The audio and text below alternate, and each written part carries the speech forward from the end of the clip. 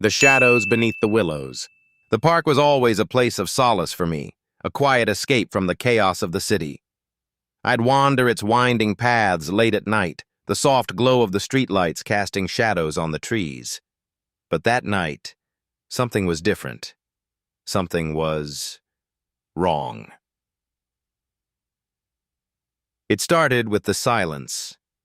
The park was never truly silent. There were always the rustling leaves, the distant hum of traffic, the chirping of crickets. But that night, it was as if the world had been put on mute.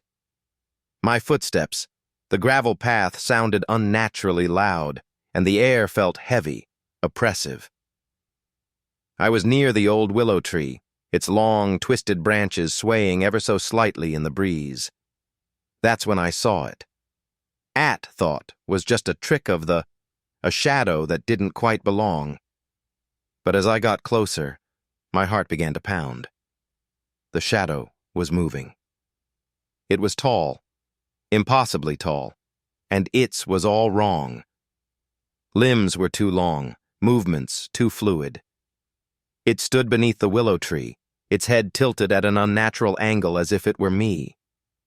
I froze, my breath catching in my throat.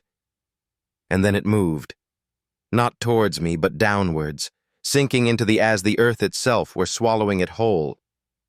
Should have run. I should have turned and fled, but curiosity got the of me. Stepped to willow tree, my legs trembling with every step. The ground the figure had stood was different. The grass was withered and blackened, the air smelled of decay. And then I heard it, a low gee whisper that seemed to come from everywhere and nowhere at once. It wasn't a language I could understand, but it was with malice, with hatred. My skin crawled, and I felt an overwhelming sense of dread, as if I were standing on the precipice of something unimaginably evil. I backed away, my breath coming in short, panicked gasps. The whispers grew louder, more insistent, and I realized with horror that they were coming from beneath the willow tree. The ground seemed to shift, the blackened grass parting to reveal a deep, gaping chasm. And within that chasm, I saw them, shapes, distorted and writhing, reaching up towards me with elongated, bony. I don't remember running. I don't remember how I got out of park. All I know is that I woke up in my bed, my clothes damp with sweat, heart still racing. I told myself it was a dream, a nightmare brought on by stress. But deep down, I knew the truth. The next morning I returned to the park, determined to prove to myself that it had all been in my head. But when I reached the willow tree, I found it withered and it's hanging lifelessly.